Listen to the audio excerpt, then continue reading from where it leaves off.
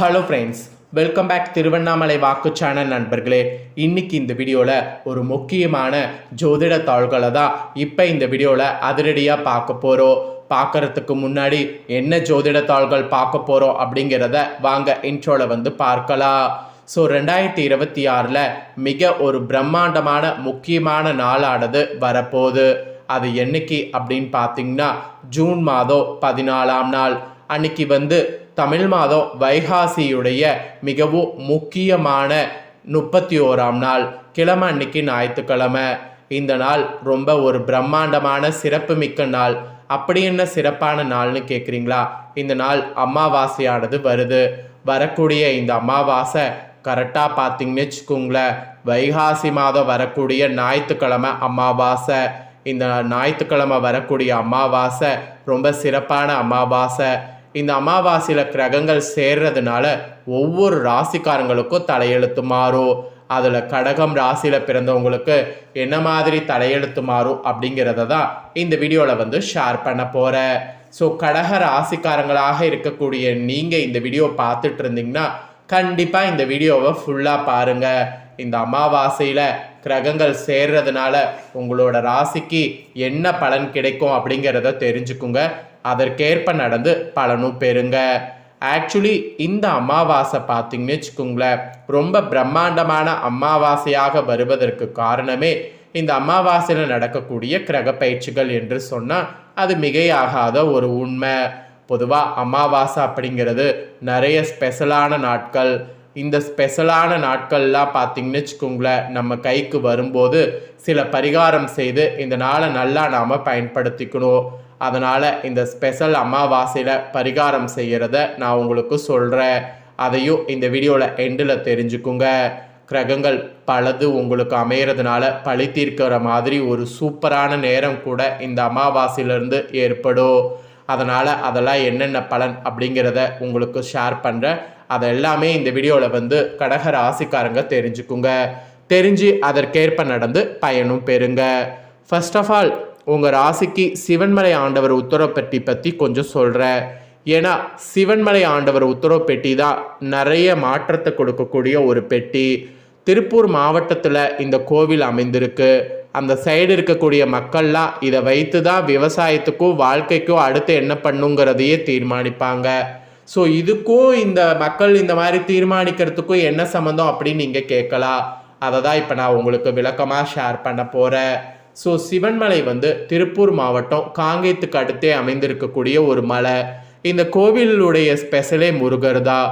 முருகர் என்ன பண்ணுவார்னா, இங்கு நல்லதை நடக்கணும், மக்கள் நன்மையை பெறணும் அப்படிங்கிறதுனால பக்தருடைய கனவுல திடீரென சில பொருட்களை சொல்லி அந்த பொருட்களை வைத்து வழிபாடு செய்ய சொல்லுவார்.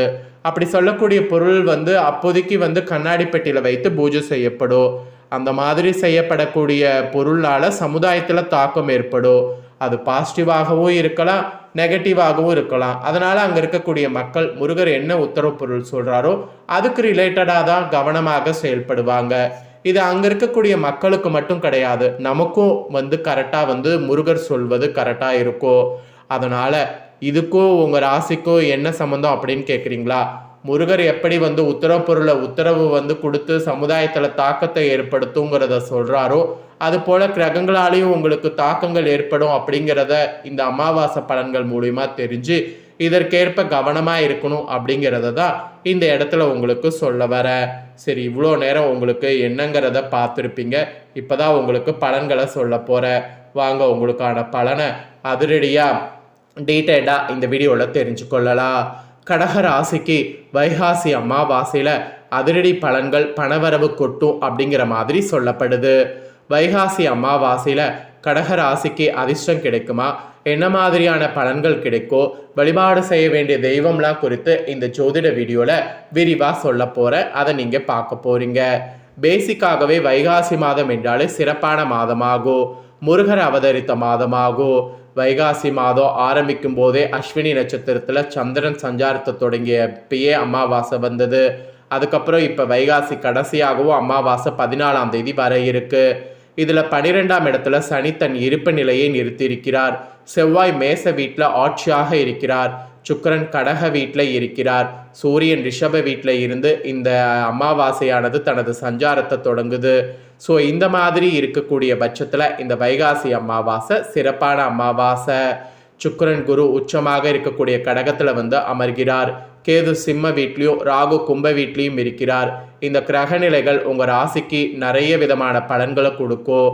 கவனமாக இருக்க வேண்டிய விஷயங்கள், வழிபட வேண்டிய தெய்வங்கள் குறித்து இந்த ஜோதிட வீடியோவில் விரிவாக உங்களுக்கு பலன்களை பார்க்க போகிறோம். ஸோ வாங்க கடக ராசிக்காரங்க உங்களுக்கான பலனை அதிரடியாக இந்த வீடியோவில் பார்க்கலாம். கடகம் ராசிக்காரங்களுக்கு பெரிய பெரிய மாற்றங்கள் நிகழக்கூடிய அமாவாசையாக இருக்க போது. இடமாற்றம், தொழில் மாற்றம், வீடு மாற்றம், உத்தியோக மாற்றம் என அனைத்து விதமான நல்ல மாற்றங்களும் ஏற்படக்கூடிய அற்புதமான அமாவாசையாக திகழப்போது.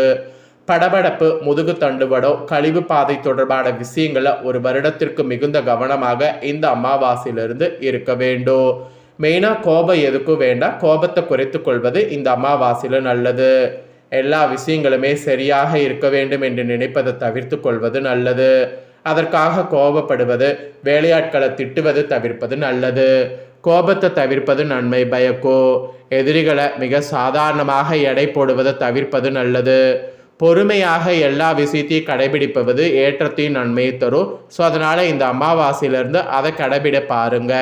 அப்போ தான் நல்ல காரியம் கூட தடையே இல்லாமல் உங்களுக்கு நடக்கும்.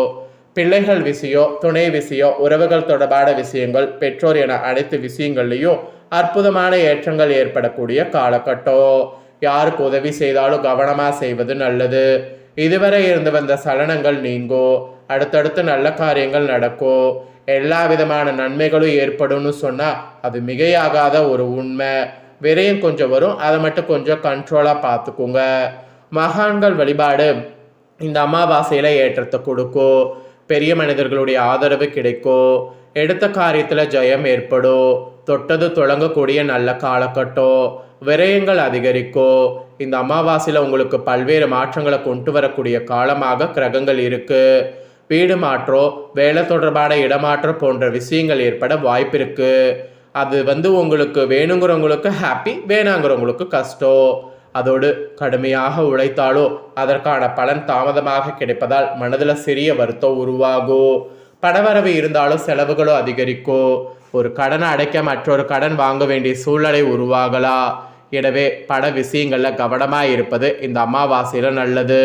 குடும்பத்தில் சுப நிகழ்ச்சிகள் நடைபெற வாய்ப்பு இருக்கு. ஆக மொத்தம் உறவினர்களோடு இருந்த மனக்கசப்புகள் நீங்கி நல்லிணக்கம் இந்த அமாவாசையில் அதிகரிக்கும். வாழ்க்கை துணையின் ஆதரவு கிடைக்கும். குடும்பத்துடன் சுற்றுலா அல்லது மகிழ்ச்சியான பயணங்கள் செல்ல வாய்ப்பு இருக்கு.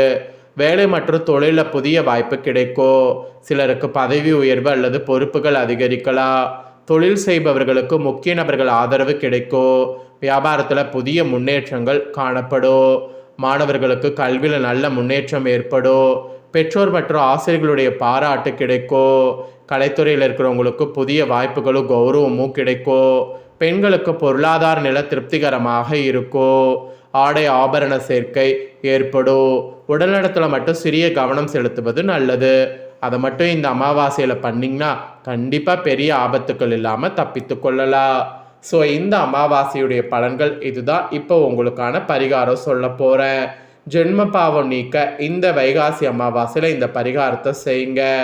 அமாவாசை, பௌர்ணமி போன்ற தினங்கள் தெய்வ சக்தி என்பது அதிகமாகவே இருக்கும். இந்த தினத்தில் நீங்கள் செய்யக்கூடிய வழிபாடுகளும் தான தர்மங்களும் நமக்கு அளவில்லா பலனை தரக்கூடியதாக திகழும். அதுலேயும் குறிப்பாக அமாவாசை தினங்களில் நம்ம செய்யக்கூடிய எந்த ஒரு காரியமாக இருந்தாலும் அது முன்னோர்களுடைய அருளால் சிறப்பாக திகழும் என்பது கூறப்படுது. இப்படிப்பட்ட அமாவாசையில் மிகவும் குறிப்பிடத்தக்க அமாவாசையாக திகழக்கூடிய வைகாசி அமாவாசை என்று உங்கள் ஜென்ம பாவம், முன்னோர்கள் சாபம் நீங்குவதற்கு செய்யக்கூடிய ஒரு தானத்தை பற்றி சொல்ல போகிறேன். ஆக்சுவலி இந்த தானம் இந்த அமாவாசையில் நீங்கள் செய்யும்போது நிச்சயமாக உங்கள் தலையெழுத்து மாறும். அதனால் இந்த தானத்தை பார்த்தீங்கன்னு வச்சுக்கோங்களேன், நம்பிக்கையோடு வந்து செய்ய வேண்டும். ஸோ நம்பிக்கையோடு செய்தீங்கன்னா உங்களுக்கு தலையெழுத்து மாறும். ஒன்றும் பெருசாக கிடையாதுங்க. 1 கிலோ வெல்லம் வாங்கி பக்கத்தில் இருக்கக்கூடிய ஏதாவது ஒரு கோவிலுக்கு தானம் மாதிரி கொடுக்க வேண்டும். இந்த ஒரு சின்ன விஷயத்தை நீங்கள் செய்தீங்கன்னாவே உங்கள் ஜென்ம பாவம் நீங்கும். அதனால் இந்த அமாவாசையில் பார்த்தீங்கன்னு வச்சுக்கோங்களேன், இந்த பரிகாரத்தை வந்து செய்திடுங்க. ஸோ இந்த வீடியோவை இப்போ நீங்கள் பார்த்து முடிச்சுட்டு இது உடனே லைக் பண்ணி உங்கள் ஃப்ரெண்ட்ஸ் ஃபேமிலிக்கு ஷேர் பண்ணுங்கள். உங்கள் ஃப்ரெண்ட்ஸ் ஃபேமிலி இருக்கவங்களும் வீடியோ பார்க்கட்டும். அவங்களும் வந்து கடகராசிக்காரங்களாக இருந்தாங்கன்னா பரிகார பலன்கள் தெரிஞ்சு பயன்பெறட்டும். இதே போல் புதிய தகவல்களை தெரிந்து கொள்ள சேனலை சப்ஸ்கிரைப் பண்ணுங்கள், கூட பெல் பண்ண ப்ரெஸ் பண்ணுங்கள். வேறொரு வீடியோவில் உங்களை சந்திக்கிறேன்.